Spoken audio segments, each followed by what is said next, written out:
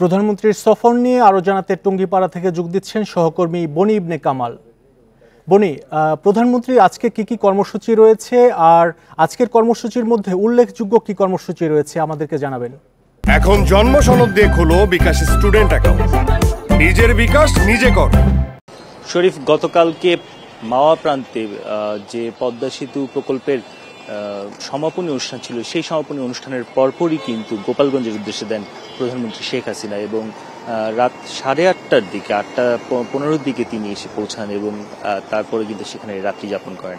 আজকে সকাল থেকেই আসলে তার বেশ কিছু কর্মসূচি রয়েছে। তিনি সকালে প্রথমে যাবেন হচ্ছে একটি স্কুলে, সেখানে মুজিব কর্নার উদ্বোধন করবেন এবং সেখানে যারা শিশু রয়েছে বা শিক্ষার্থী রয়েছে তাদের মধ্যে পাঠ্য কার্যক্রমে ব্যবহৃত এরকম সরঞ্জাম বিতরণ করবেন বলে আমরা জানতে পেরেছি। এরপরে আসবে টুঙ্গিপাড়া মাল্টিপারপাস স্পোর্ট ও সুপার মার্কেটে। এই মার্কেটটিতে তিনি পরিদর্শন করতে আসবেন। এই মার্কেট গত বছর তিনি উদ্বোধন করে গিয়েছিলেন, সেই মার্কেটটি আজকে তিনি পরিদর্শনে আসবেন এবং এরপরে আমরা এখন পর্যন্ত দলীয় সূত্রে যতটুকু জানতে পারছি তিনি স্থানীয় আওয়ামী লীগ নেতাদের সঙ্গে একটি বৈঠক করতে পারেন। এখন পর্যন্ত আসলে আমরা প্রেস উইং থেকে এরকম কোনো সুস্পষ্ট তথ্য পাইনি, তবে আমরা দলীয় সূত্রে এরকম তথ্য জানতে পেরেছি। পাশাপাশি এরপর মধ্যাহ্নভোজের যে বিরতি, সেই বিরতি নেওয়ার পর বিকেল 3:30টার পর তিনি আবারও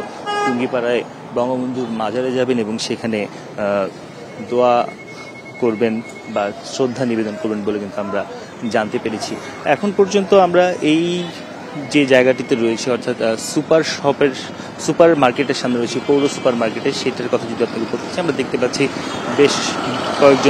বেশ কিছু নেতাকর্মী কিন্তু এই মধ্যে অবস্থান নিয়েছেন এবং তারা প্রধানমন্ত্রীকে স্বাগত জানানোর জন্য প্রস্তুতি কিন্তু নিয়েছেন। এরই মধ্যে জেলা প্রশাসনের পক্ষ থেকে যে ধরনের পদক্ষেপ নেওয়া প্রয়োজন ছিল, সেই পদক্ষেপগুলো কিন্তু এরই মধ্যে নেওয়া হয়েছে এবং এখন পর্যন্ত আমরা যতটুকু জানতে পেরেছি যে 11টার পর নাগাদই তিনি এখানে আসবেন এবং এসে এই মার্কেটটি তিনি পরিদর্শন করবেন।